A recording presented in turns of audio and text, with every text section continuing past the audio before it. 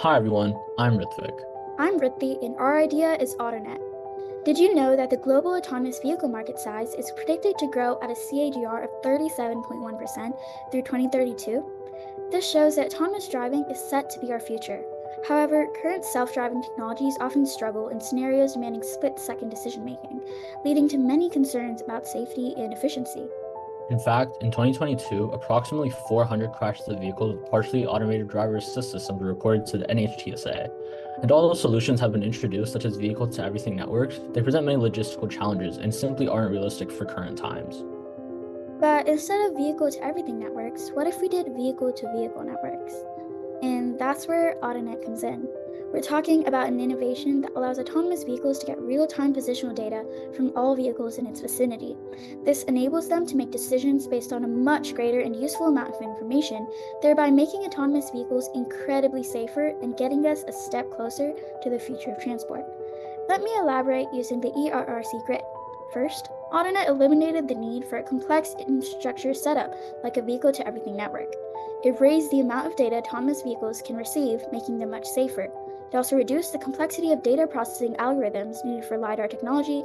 And finally, it created the concept of prioritized vehicle to vehicle communication, providing the solution to safe autonomous vehicles. So, how does it work? Well, let's look at a picture of a highway. With Autonet, these vehicles would be connected together through the V2V network. But for the sake of simplicity, let's focus on only these two. We'll name them Vehicle A and Vehicle B, one of them being autonomous and the other a traditional vehicle. B would be continuously transmitting its positional data to A, who is continuously receiving, processing, and making decisions off of. Note that A continuously transmits info too, though. For example, to this vehicle we'll name C. This demonstration aimed to convey these points. First, traditional vehicles only transmit positional data, whereas autonomous ones both transmit and receive. And how does it all work? Let's start off with what they both have in common. The first thing to know is that all of the transmitting and receiving is facilitated through an app on the car's infotainment system. Some examples would be CarPlay or Android Auto. Secondly, the communication would happen over the TCP protocol with an added security protocol for cybersecurity measures. As for autonomous vehicles exclusively, the app would then feed the received data to the car's operating system. We are prepared to work with manufacturers if required to facilitate this. So, who are we selling to? Our target market can be summarized by two groups: autonomous vehicle manufacturers and traditional car owners. Let's look at the revenue model to explain this in more detail. This can once again be divided into the two target market groups. Let's first start with autonomous vehicle manufacturers, who will have a freemium model.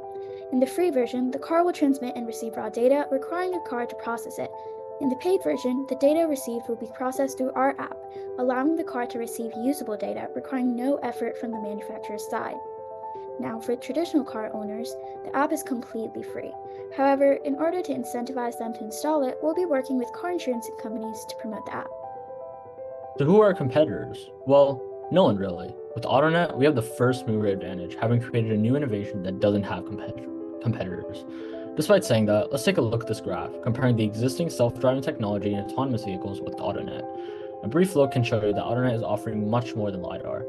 Now, you might be thinking why the vehicle to everything network wasn't on this graph, and that's because it's simply not real enough yet.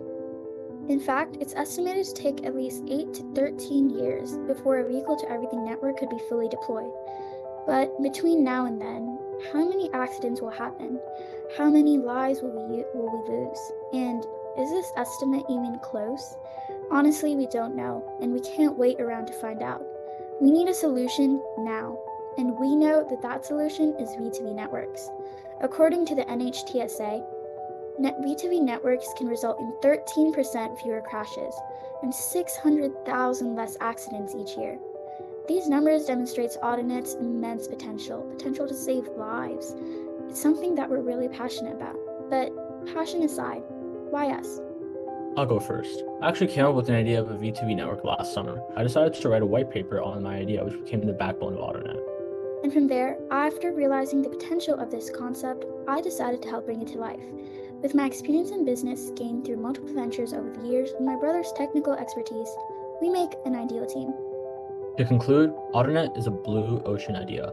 It offers a unique proposition by prioritizing V2V communication over traditional V2X models, creating a blue ocean in the autonomous driving industry. And making a big step forward in the future of transport. This is Autonet.